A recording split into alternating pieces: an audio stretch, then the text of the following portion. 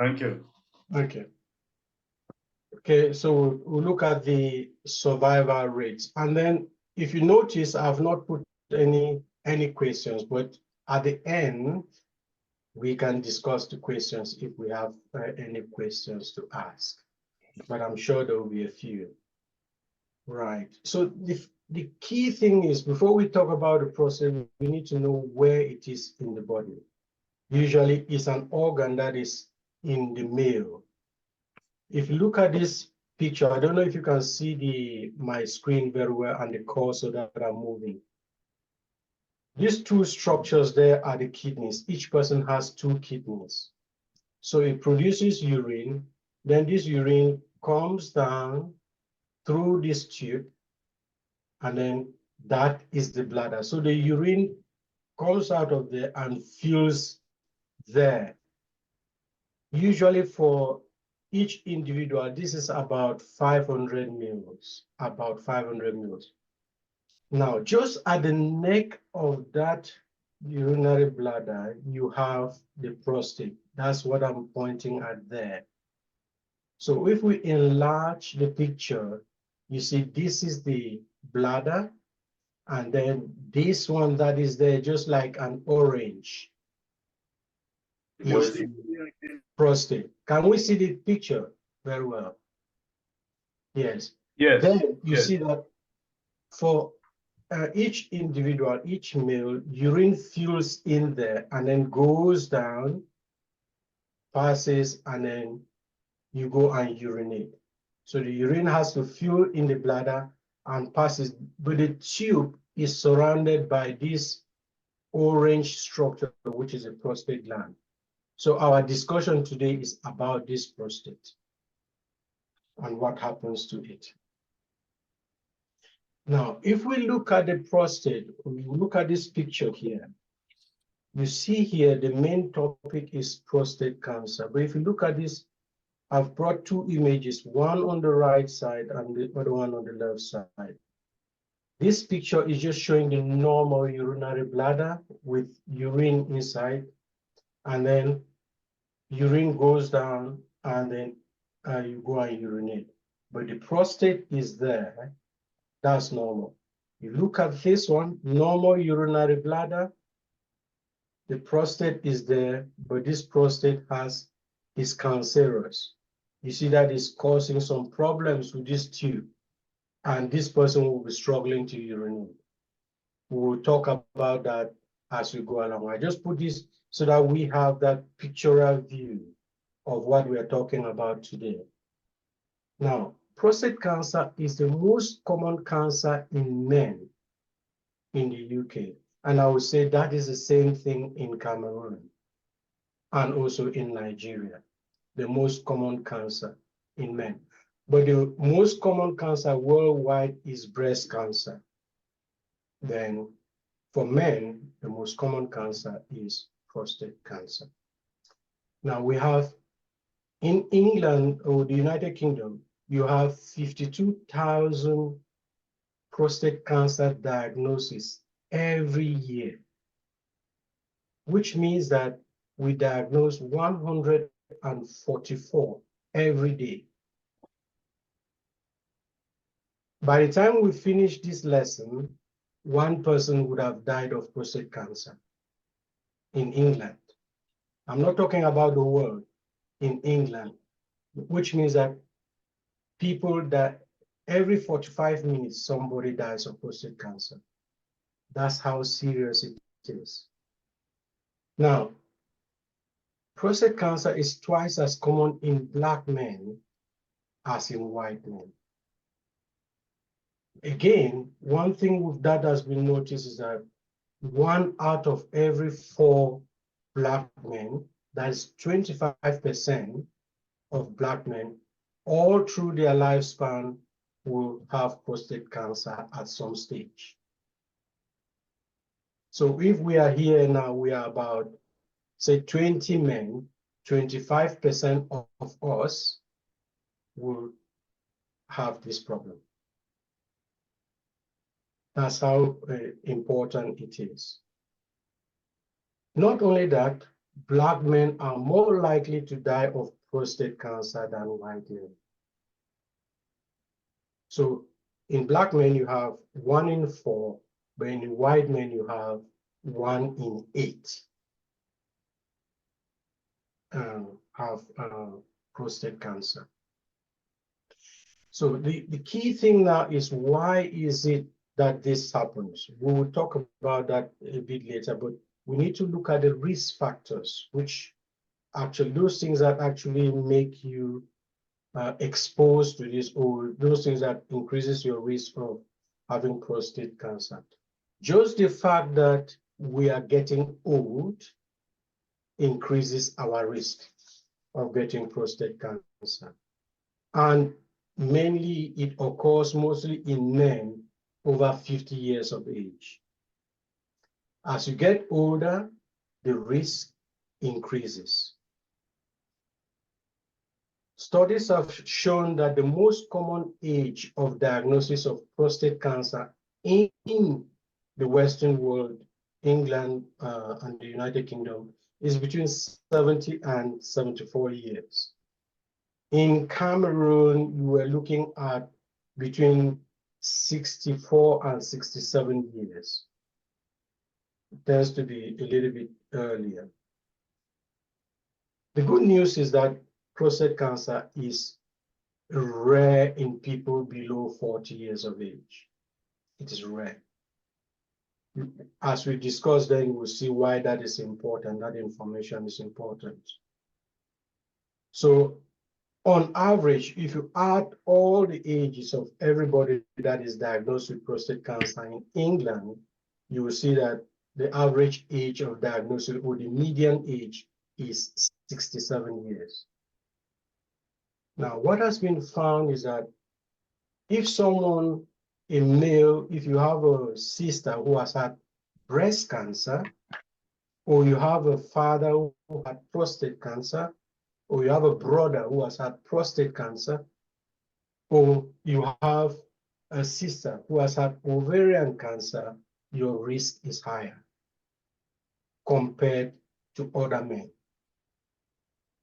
Now, for women who have breast cancer, what tends to happen is that if you go to the breast clinic, they will check a gene that we call the BRCA gene, the BRCA1 and the BRCA2 gene.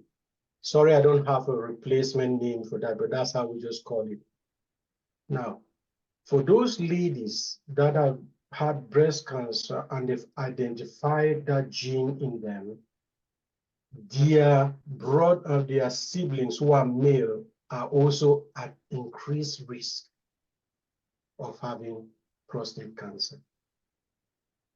And studies have also shown that if you are a little bit obese, so if your body mass index is above 30, your risk is also higher.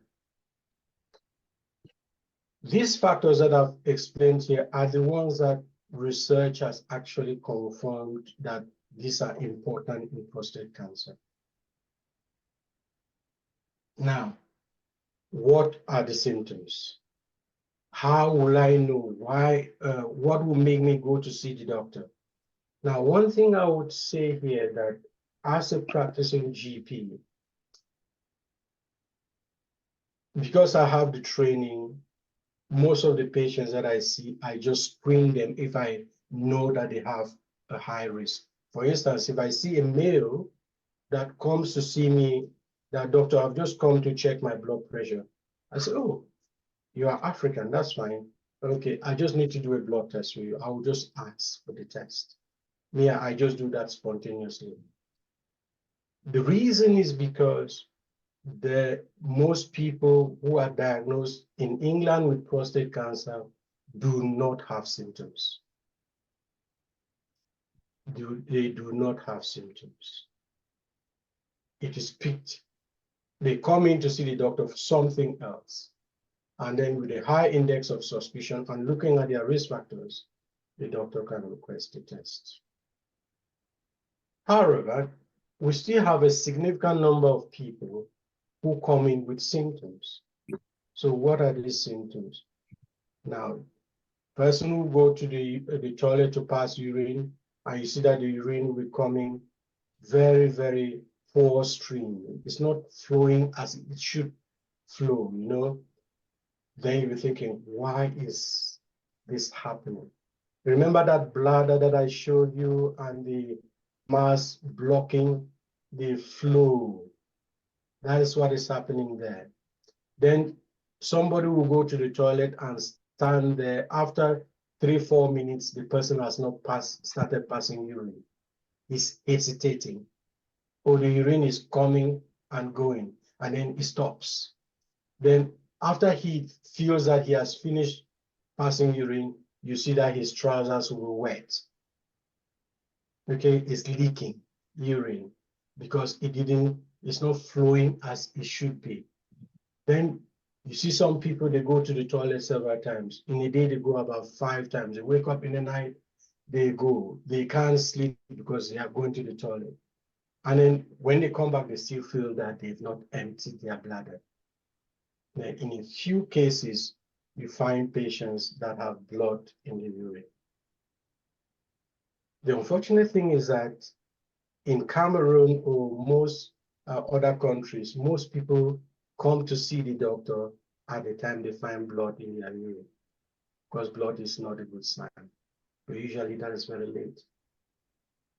Now, what I do is that if I see somebody who has had back pain, oh, doctor, you see, I've been having this back pain, and the person is about 50 years of age. I say, okay, did you fall? No. What type of work do you do? No, I just sit in the office. I said, okay, come on. We'll do some tests, and including that test, I'll screen the person for prostate cancer. Because most people come with back pain, and you can find that that's a possibility. It could be coming from their prostate. So yeah, those are those things that we need to look out for when we have a brother or a sister, or a brother or an uncle, or we have a father that is going to see the doctor. Now, so when that patient or the person now comes to see me, apart from just requesting that test, what else do we do? I would examine the person's back patches, or I do a prostate examination with gloved hands. I would check the prostate to see to know how it feels.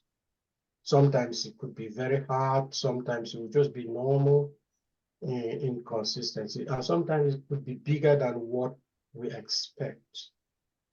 But the key thing there is that just that physical examination will give me an idea and will make a decision whether this person should be investigated immediately, or I can wait and do other things before I investigate the person.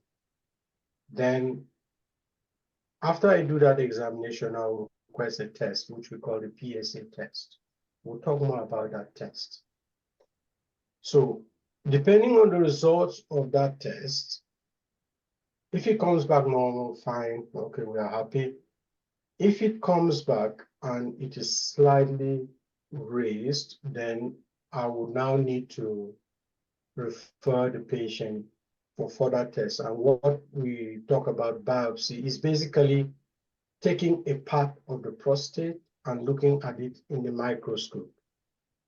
And what that does is that it would now help the doctors in hospital to know exactly what type of cancer the person has and whether the person actually has cancer. And then they'll stage it. Then sometimes some patients will also have the MRI scan. And there is another test which we call CT scan, which some patients will also have. That one is usually reserved for patients that have, and we are thinking that the person has an advanced disease. So we want to now check whether, okay, is this thing just localized in the prostate, or is gone to the tummy, or is gone to the chest, or, so we'll do the CT scan for the patient. Let's talk a little bit about the prostate test, because this is the most important thing for us here. And this is what me as a GP, I can request, apart from the urine test that I can do also, and the examination. So the prostate test is very cheap. Someone in Cameroon, you don't need to even see a doctor to go and do a prostate test. You can just walk into a lab and say, I want to do a prostate test, and they'll do it for you. You know? But in England, America, and other Western countries, it's a doctor that needs to request it for you. So you go see the doctor, and then the doctor requests it for you. Very cheap. But the good thing about the test is that it will help identify people that need further testing, like those tests that I've identified above. Then there are individual benefits for this test, especially those people. Remember the people that I said have the high risk, the one that has the family with the gene, then the one that has an uncle that has had prostate cancer. Those people, this test is very beneficial to them. Then again, Black men. So if you are a Black man, you are 45 years and above, I would just recommend that you go ahead and have your annual prostate checks. Why? Because 25% of Black men are at risk of having prostate cancer. You don't want to wait for symptoms. Then, one PSA test, if you just do one PSA test and it's normal, yes, that's good news. But that doesn't mean you should just abandon that, then wait again for another 5 years. You could do it again in the following year. Just do it once a year. That's fine. You keep things in check, because that is the only way you can pick up the cancer early. One thing that is in England is that we do not have a screening program for prostate cancer. So it's not like the cervical smear that we call women, we invite you. And then the bowel cancer, where if you are 60 years of age, by the time you're having your 60th birthday, a letter is coming to the post that you should come for bowel cancer screening. No, we don't screen for prostate cancer.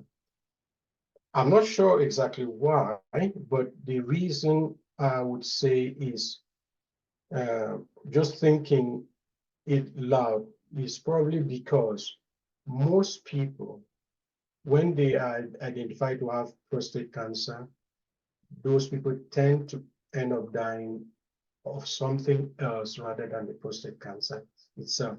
I'm talking of white men, not Black. I'm talking of white men. Now, the disadvantage of doing this prostate, the PSA test, is that it can create a lot of anxiety. Because, oh, you go and do the test, then it's just marginally positive. Then you have to go and do another one. Then you'll be having sleepless nights. People will just, and then after you've gone through the series of tests, they come back negative. Then you'll be thinking, what was that for? Then you'll be thinking, when do I do it again? But if you think about the benefits of knowing your situation early, and then that anxiety, you may find that the benefits would likely outweigh the risk of you just sitting down and waiting. That's why I personally spontaneously encourage the people who are at risk. I'll ask you, do you want to have a prostate test? The person will say, okay. Is it really necessary, doctor? I say, well, this is the reason why you should have it, A, B, C, D.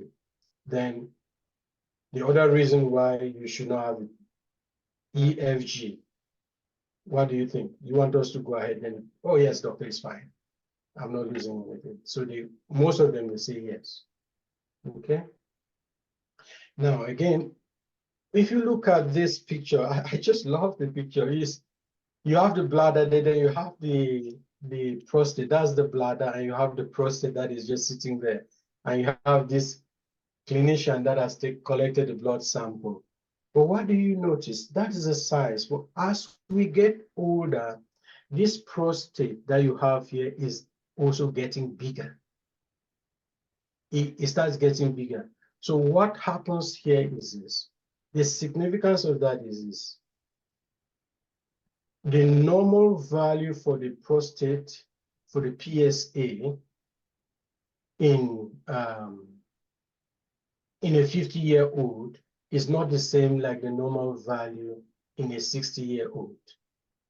Because the prostate is getting bigger, the amount of prostate protein that prostate produces is more. So scientists now have made it so that the reference range for each age group is different. So if somebody says my PSA is 50, and another one, no, say the person says the PSA is 4, and another one says my PSA is 3, the next question is, how old are you? It is important to know the age before you know whether that is important or not. But one thing I want to highlight is this. A positive PSA does not actually mean you've got prostate cancer. There are so many things that can cause the PSA test to be raised. So when I see the patient in my clinic, one thing I want to exclude is the fact that that person does not have those other things that can cause the PSA to be raised. For instance, if the person has been exercising, has run a marathon, or woke up in the morning and ran for about 2 miles before coming, the prostate test will be raised. If the person's prostate is significantly enlarged, then the values will be raised. Then there is a condition which is an infection called prostatitis. It's an infection that would cause the prostate test to be raised. Then somebody also with a urinary infection comes in, the prostate test will be raised. The good thing there is that if I have that high index of suspicion that this person still needs, we need to know whether this person has prostate cancer, I will treat the infection, I'll treat the prostatitis, and then I'll repeat the test after a few weeks. And then when I look at the results, I'll compare them before I make a referral. See, so those are the things, but that is the job we do to make sure that we are not creating anxiety and stress for patients unnecessarily. So if that prostate, I've excluded those other things there, I've excluded the infection, then I say, okay, this person's PSA is 7. What do I need to do? And I need to do further tests. Remember the other tests that I talked about? The biopsy. The importance of that biopsy is to stage the disease, to know whether you're stage 1, stage 2, stage 3, or stage 4. And then that would also help me to know what treatment options this person has. Okay. Now, this slide here is a bit blurry, but if you see the colors that I've put there, they are very, very significant. Now, the first group here, group 1, are those people that they've got prostate cancer, yes, but it is a less aggressive cancer, very slow. I mean, most of the times, patients with this cancer would hardly die of prostate cancer. They will probably die of something else, even if the person was 50 years of age when the diagnosis was made. So you now see that 10-year survival for people in this group is probably about, say, 98%, 99%. So with this group, then I'm thinking, should we actually, does this patient really actually need treatment or not? Then the second group, this one, they are less, they are slightly more aggressive, okay, but slow growing. So we need to still be monitoring them. Some doctors will decide to treat these patients, others will say, no, let's monitor a bit before we treat.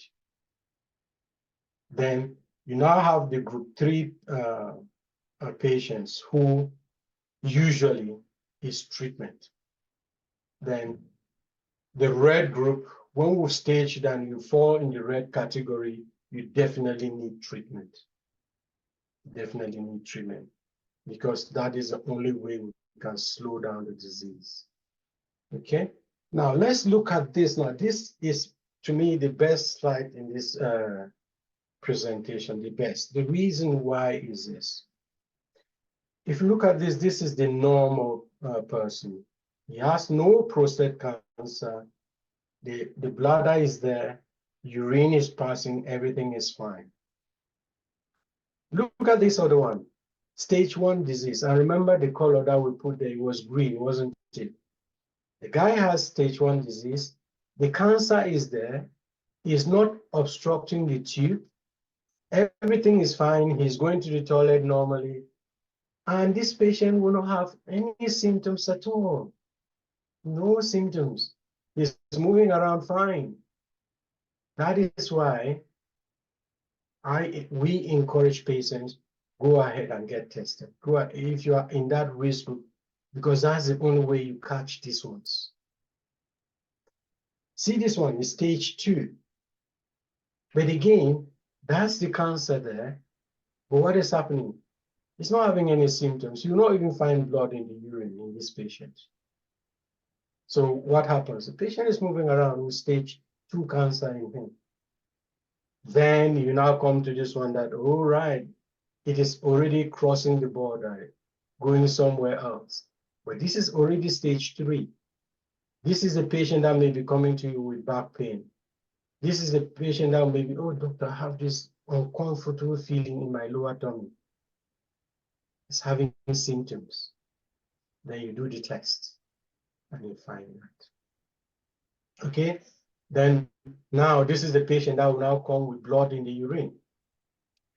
See the stage that we are looking at? Stage 4. We don't want to wait for that. Okay, we don't want to wait for that at all. Right. Let's move forward. So we've seen our patient. We have decided that, okay, this patient probably has cancer. Then we've said the patient probably needs treatment. Then what type of treatment? Because all prostate cancers need either treatment or monitoring. All prostate cancer patients. So the first type of treatment that you want to give to the patient is active surveillance. What does that actually mean? It means that you would see the patient, examine the patient and say, okay, we'll do your prostate test now, your PSA test now, and then we'll check in maybe every 3 months. So check it every 3 months. If it starts rising, then you may say, something is possible that cancer is getting bigger. And then at that point, you may not decide to give treatment. The reason why we delay the treatment that we give to patients is because all these treatments, the surgical treatment, the hormone treatment, and the radiotherapy, they do come with side effects. They come with side effects. And some of these side effects are so unbearable to some patients that you'll be thinking, what is the point treating a patient with stage 1 disease and cause all these side effects in the patient when the patient will not actually even end up dying of the disease? So you have that discussion with the patient and say, okay, let's monitor the patient. Most patients will be in agreement with that. And they say, okay, yes, doctor, let's just monitor because I don't want to go ahead and be having medications that I will have side effects from. So the surgical treatment usually is removing the prostate. And these patients, they will have to meet a criteria, like a stage 1 or stage 2 cancer. Then you can remove the prostate for that patient. And then some patients, once you've removed the prostate, then you may want to also give them hormone therapy. What does that hormone therapy do? It slows down the disease. It slows down the disease. So that if there was any of those cancer cells that went to the surroundings, that would also help treat it. So as a GP, I don't do most of this. My patients will go and see the urologist in the hospital. They will offer the treatment. Then the patients will come to me. I'll be requesting their tests. And when I see that the values are rising again, I'll send the patient back to the hospital. Or the urologist would already know because they also keep an eye on things. But some patients, I do have some patients that I give this injection, the hormone therapy to. I give them every 3 months. Now, the hormone therapy too, one thing about it is that for some patients who are about 75, 80 years of age, you think this patient cannot really withstand surgical treatment. What's the point giving surgical treatment to this patient? Just give hormone therapy. So we just give they will prescribe the injections and we'll give it to them. And then they also do radiotherapy for them. And there are different forms of the radiotherapy, which is done in hospital. As a community doctor, I only receive the letters that, doctor, your patient has been treated like this, and I keep an eye on them. That's basically it. Now, I specifically chose a surgical treatment because we Africans, we like surgery. Oh, they don't find cancer, make sure somebody do that operation. But when we are going in for that operation, what we don't think about is the effect of that surgery on that patient. Is it a good thing to do the surgery? Absolutely, yes. But we also need to be prepared to handle the complications of the surgery. So when we remove the prostate for somebody, you see that the person may now start having problems with erection. So in the GP practice, we can give medications to help with the erection for the patient. And most patients will not be able to say that to their family member, oh, this is what is happening. They do, especially us blacks, we are very, we hold ourselves back. We don't want to say that this, and then it now starts affecting the relationship between mom and dad, and it can really be a problem. So that erectile problem, if someone came to me and said, oh, doctor, I have prostate cancer, I say, okay, how are things? I will sometimes I ask the questions. I just tell the patient, okay, how are things like this? How are things? Then, okay, yes, it's a good thing you mentioned that. Can you do something about it? Yes, doctor. Okay, fine. And we go ahead and we solve the problem. Then urinary incontinence. You see some of the patients who have to be on a catheter. Then the patient say, oh, doctor, but you didn't tell me that when you do this operation, I'll be on a catheter. How can I be on this? Or no, but you need to prepare that patient.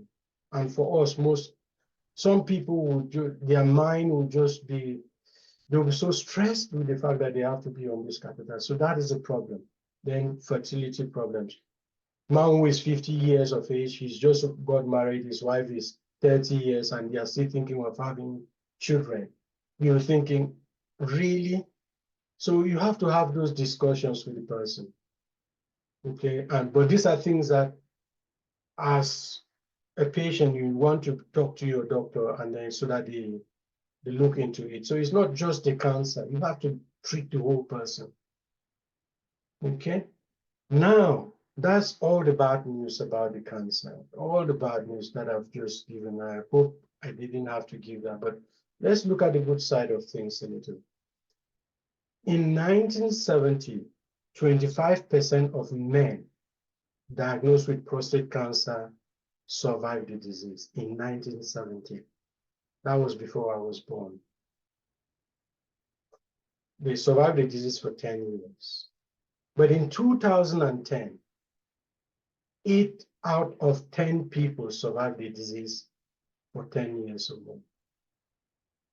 That's 2010. I'm sure now, if I get the statistics for 10 years later or 13 years later, it's slightly better. What I'm trying to say is that there has been a massive improvement in the way we take care of prostate cancer patients. The sad thing to say is that that is not the case in Africa. That's not the case in Africa. Actually, I was just looking at a document for research that they did in Yaoundé, and they actually, in one of the papers, they said 44% of the patients died within 5 years. Within 5 years in Yaoundé. I think that was 2015 or 2016. 44% of the patients who were diagnosed with prostate cancer. As if that is not enough, in Nigeria, 64% of the patients diagnosed with prostate cancer died within 2 years of diagnosis. That is a very, very huge number. But when you look at it and you compare with what we do here, the difference, I think, having worked in all those countries, is the monitoring. The difference is the way the patients interact with their doctors.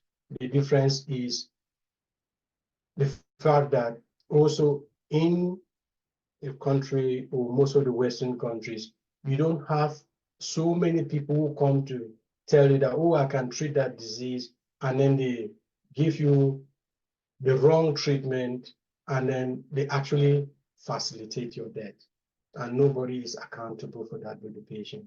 I think that is what makes these numbers really, really different, and then the infrastructure and other things too. And then if you look at the survivor, 10-year survivor for people with stage 1 prostate cancer, 98%, and then that's at 10 years, and at 15 years, you have 91%. So this actually tells you that in England, what happens is that if somebody is diagnosed with stage 1 prostate cancer at the age of 79 years, we'll be thinking, what is the point giving this person treatment or aggressive treatment when he can live for almost 15 years? That person will probably die of something else rather than the prostate cancer. So we don't panic when somebody at 79 or 76 years old in England is diagnosed with prostate cancer. We don't, because most of the time, those patients, the death certificate will be saying something else rather than prostate cancer. Now, to summarize, sorry, I've taken all your time. Let's just summarize now. Key thing is that we should know that no symptoms. For patients, if you're thinking of prostate cancer, don't wait for symptoms. Just go ahead, contact myself, contact any of your GP. You've got a right as a Black person with risk factors to ask for that test. Okay, go and ask for the test if you're above 45 years of age. Okay, and then generally in England, we have this health check that we do at 40 years of age. If you go there, you could also ask the people who are doing your health check, oh, you know, I'm high risk of prostate cancer. Can you just add my prostate tests, my health check, because I think it's important to me. And most times the doctors will do that. Okay. But a normal PSA does not rule out cancer. It means that you still need to continue to check it. Don't just go now and stay for another 6-7 years before you come back. Keep a pattern. Then that's why I say I will recommend people to do annual tests. Do the test every year. And when you do the PSA and it's raised, it doesn't mean that you've got cancer. You need to do confirmatory tests to know what cancer you have, and that will also help you to get the treatment that you need. Patients with stage 1 cancer may not need treatment if the disease does not progress. So it's not everybody that will require treatment. You just need active monitoring. Treatment of prostate cancer can has advanced in the years. That's what I was trying to say. Hence, it is better to have a diagnosis early. Treatment success is better if diagnosed early. If we diagnose your condition early, you see that the chances that you succeed in the treatment is very high. I think that is the last that I have for you. I'm sorry I've been talking too much. And I'm sure some people must have slept off. I'm sorry if I kept you sleeping, but yeah. Not if at you all. have any questions, then you can bring up the questions. Thank you very much. Thank you very much, Doctor, and thanks for that wonderful presentation. Yeah, we're definitely gonna have quite a few questions. So the rule is that if you have a question, you raise your hand, and I will be able to pick out the people that have raised their hands. And we've also got some questions on the chat. So for now, I will go with Bataku, and then that will be followed by Awanaya. So Bataku, over to you. I will open the ones in the chat shortly. Yeah, thank you, Mr. Coordinator. I heard at one stage when the doctor said to do the biopsy test, they have to get part of the prostate. How do you get it? It means the patient has to get an operation to get a part of it, or what? Good question. Right. So the biopsy, there is a small needle. What they do is that you meet the doctor, the urologist in the hospital. Then they will check you, they will put you on the examination couch, and then they'll get an ultrasound scan that will send it through your back passage. The ultrasound scan will now help them, guide them to put the needle into the prostate. Usually they take about 12 different sites in the prostate, but it is a professional job. I don't do it, but I know that that's what they do.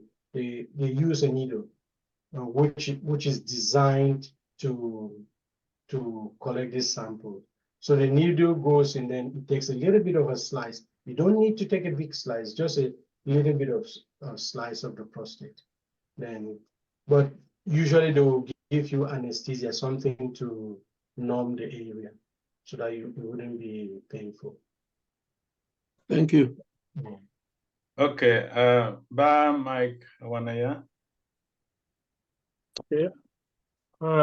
Dr. Che, thank you once more for that very brilliant and important presentation.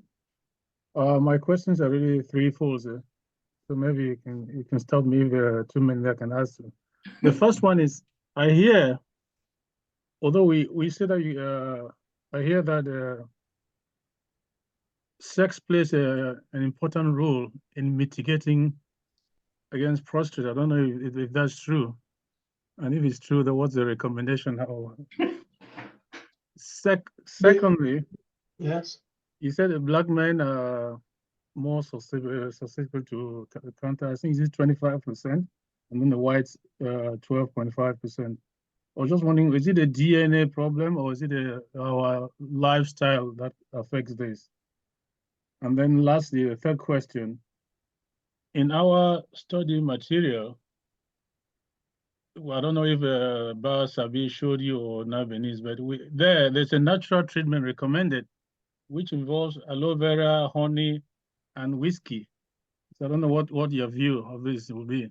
Thank you. Those three questions. Thank you. Now the honest truth in all this is this. I wanted to put a slide on that, but I deliberately did not. Now the reason there is this, and what I tell you now is what I would tell any patient, and I'm saying this now in my capacity as a registered GP in England and based on research that has been carried out. Now, in terms of sex and prostate cancer, to be honest with you, I've not found any relationship.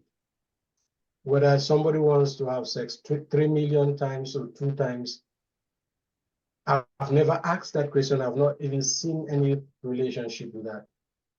Some people may use that to just, but again, to be honest with you, no.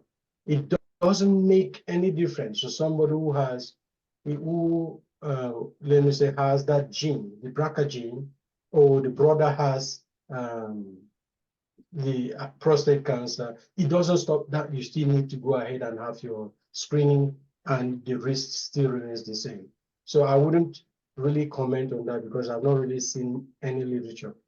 I hope I find one day. Maybe if I find it, I will share the information, but I would say absolutely no. I wouldn't say there's a relationship between sex and prostate cancer like that. Now, the second question you asked was the issue of, remind me again, I didn't write it down. I remember the third one about the... It was the issue of the black people being 25%, and then the whites. Yes, so I think that your question is a very good question, because that is where we, from our own continent, are lagging behind. If you look at the Western world, Britain, for example, we've got the prostate cancer research charity that sponsors a lot of research in this field. We don't have those type of money that we are putting in, or charities that we are putting in to get this type of research and get this information you are asking me.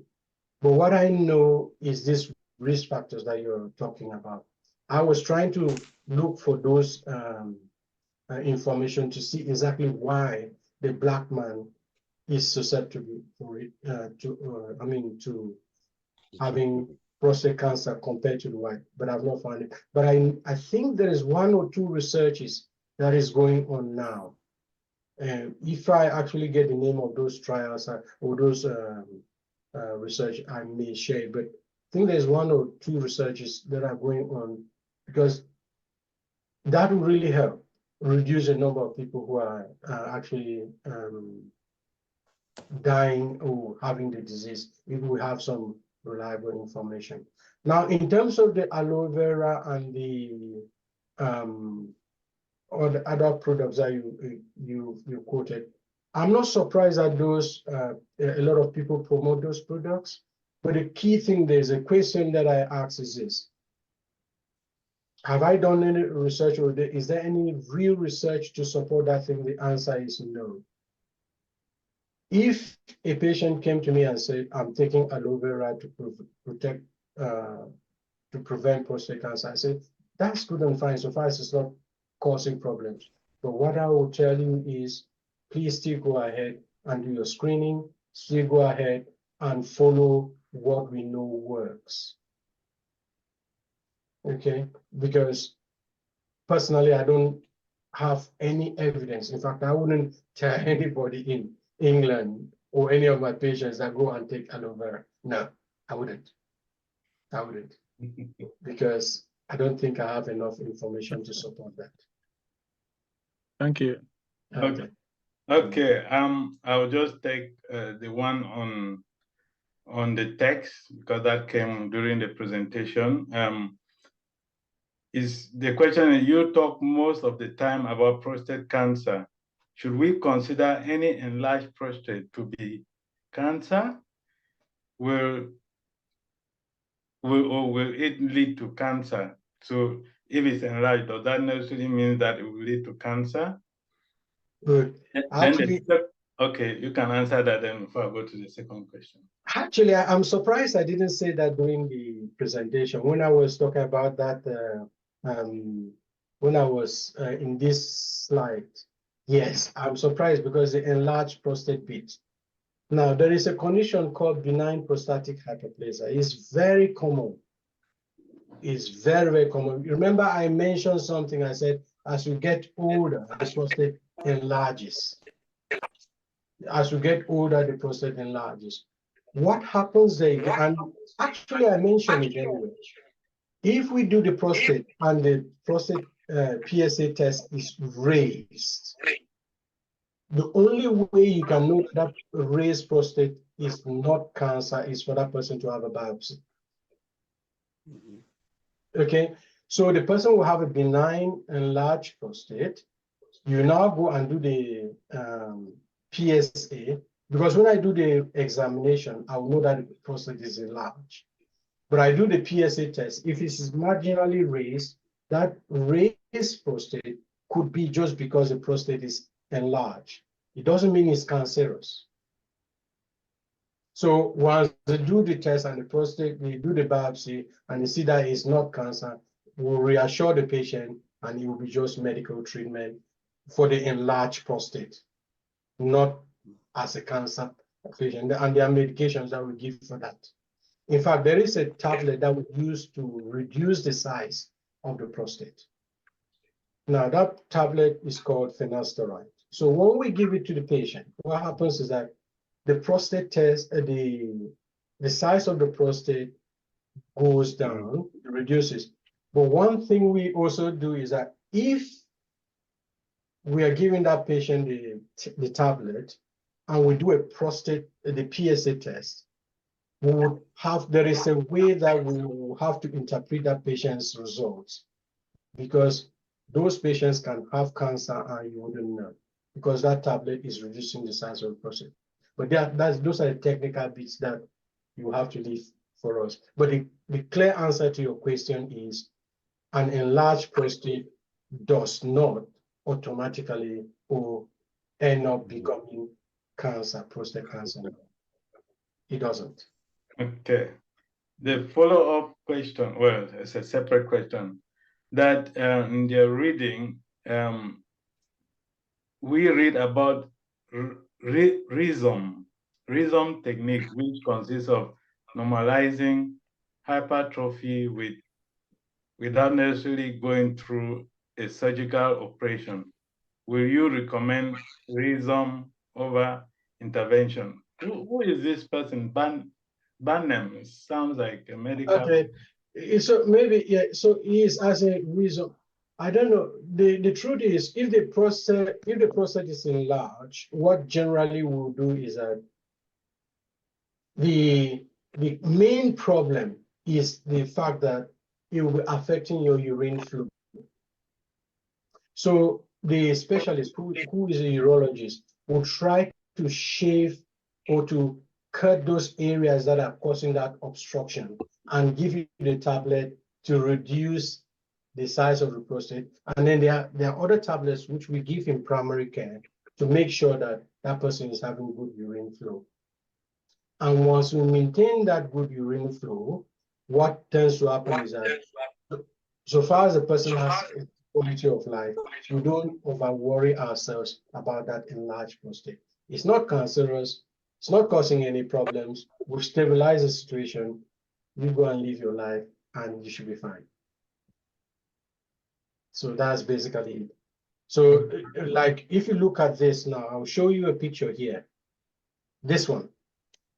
Now, so if this prostate is enlarged, let's look at this. If this prostate here is enlarged, it blocks the urine from going. What happens is that it causes bladder to be also enlarged.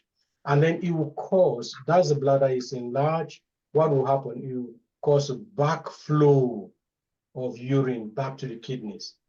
That can cause kidney failure. So the duty of the doctor is to make sure that that enlarged prostate is sorted.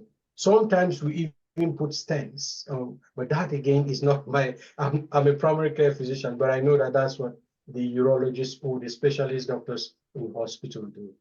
But we start doing that if we know that it is going to affect that or is going to affect the bladder. Okay. Yes. The next one is the PSA figure of high the sole indication of prostate cancer? No. It is an initial screening test which we use to decide whether the person needs further tests. But don't forget that before we have done that test, I've also done an examination. So when I do that examination and I feel that even if the prostate is normal, I mean, even if the PSA is normal, and I felt the prostate and I wasn't happy.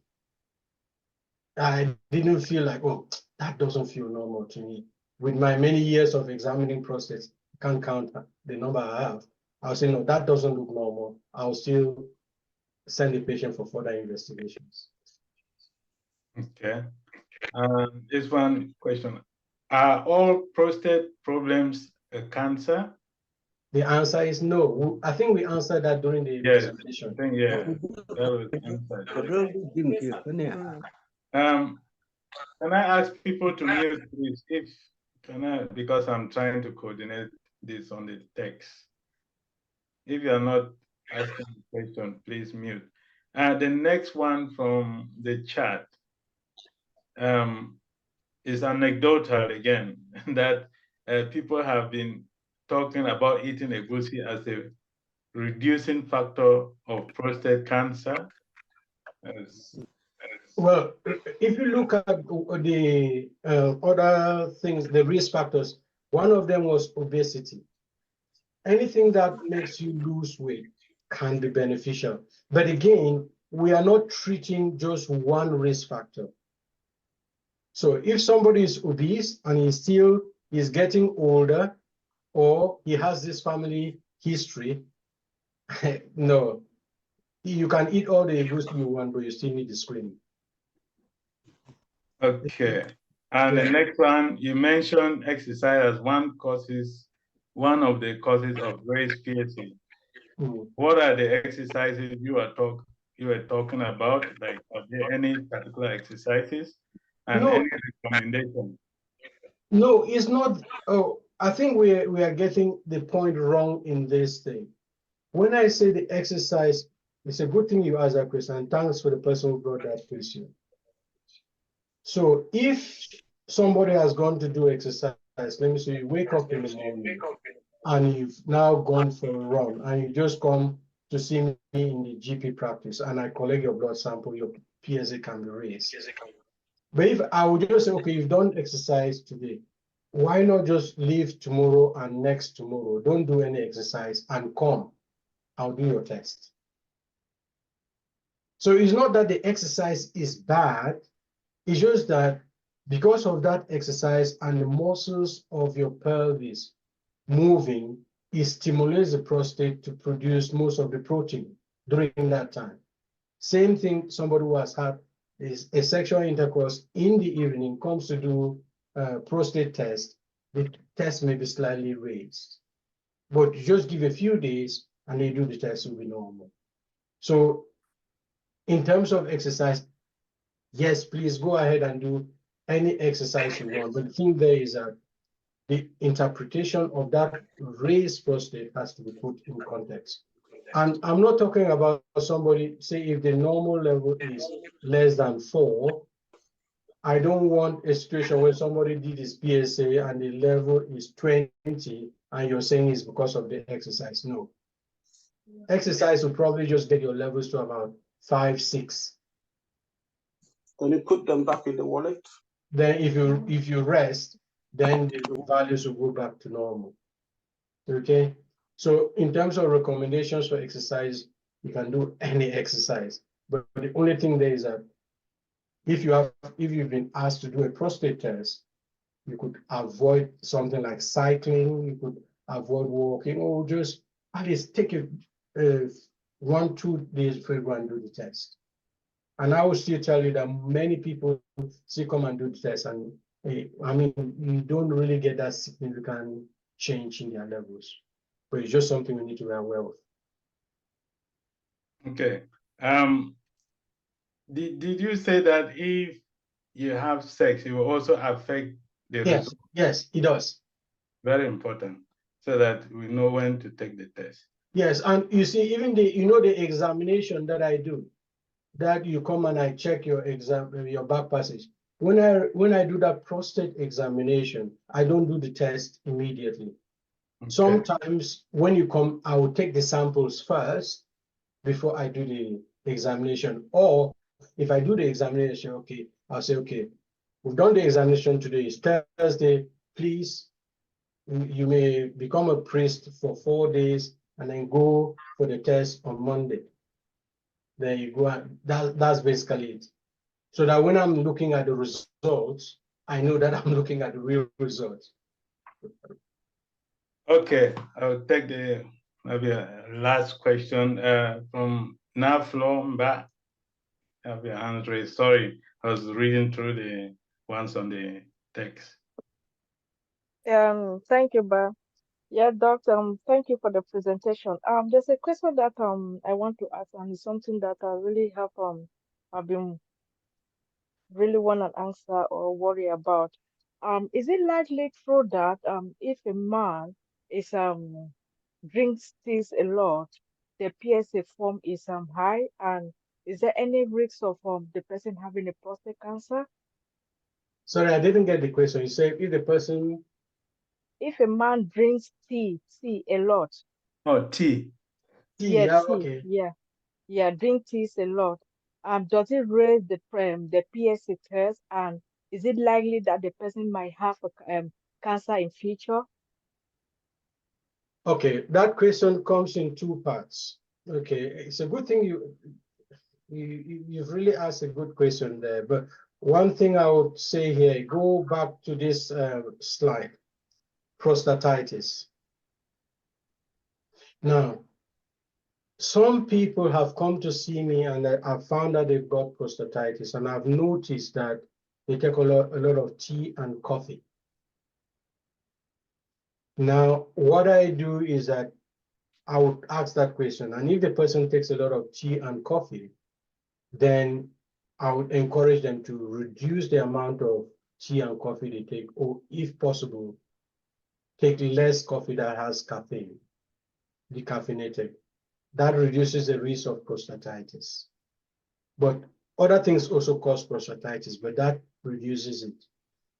So what the answer to your question is yes, tea could cause prostatitis, which can cause to a mildly elevated PSA, but tea will not cause prostate cancer. Tea will not cause prostate cancer. And yeah, I don't, in fact, probably it may even be beneficial to the person, but tea will not cause prostate cancer. No. Okay. Now, I want to show you something which probably, should I really show you this? Maybe yes, just show you this.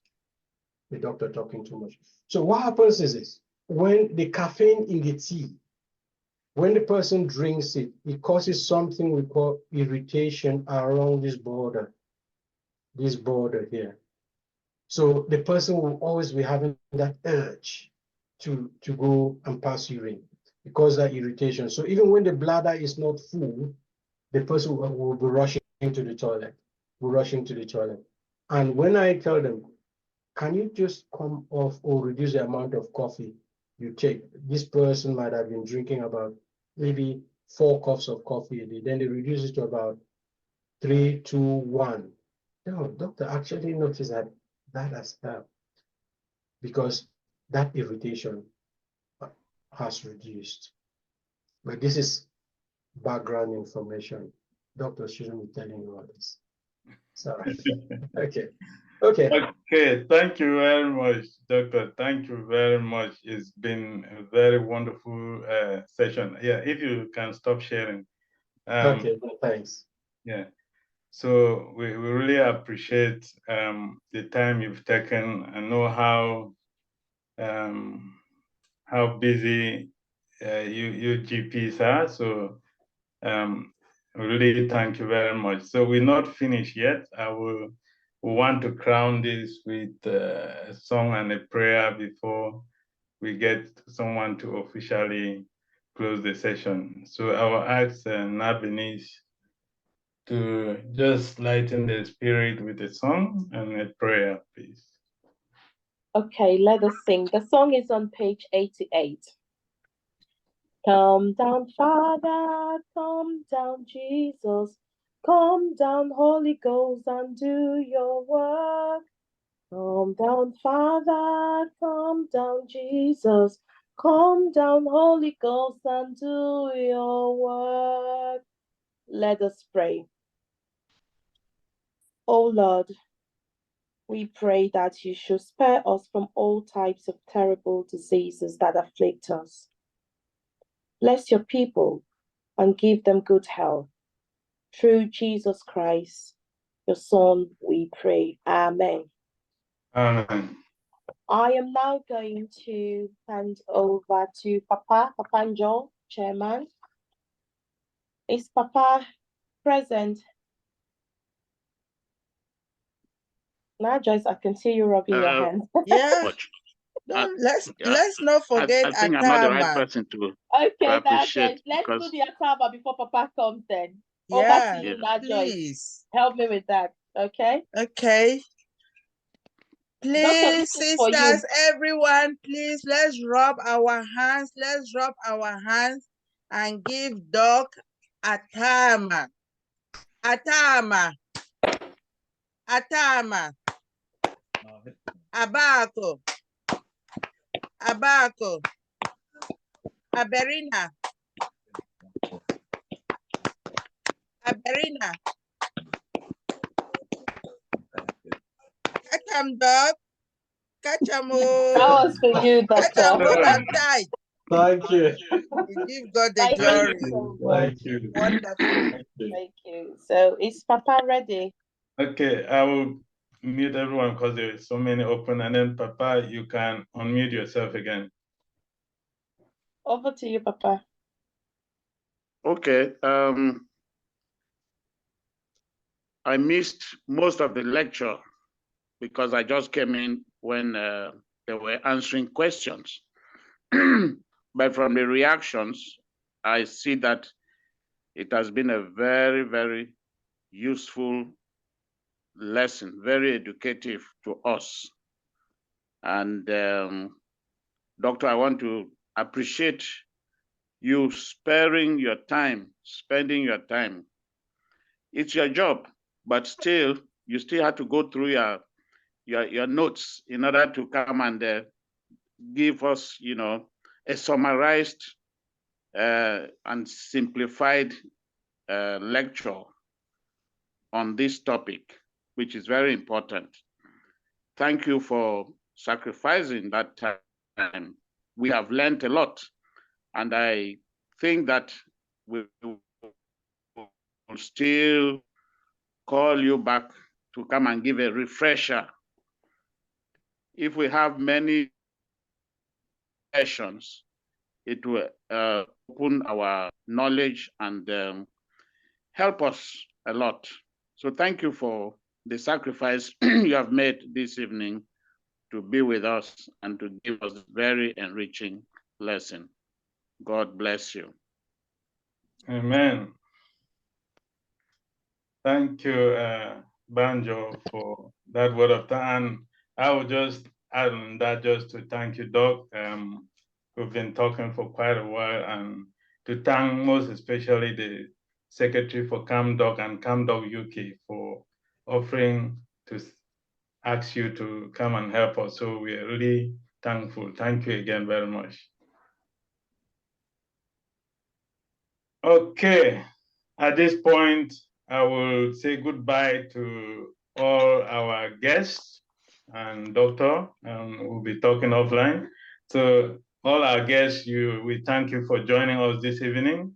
We'll now continue just the Birmingham CWF and CMF Group meeting. So just give a minute for people to log off. Thank you all.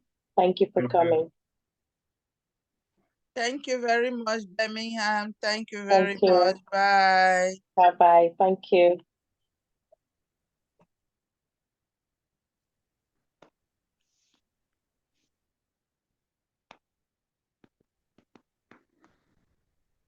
Okay.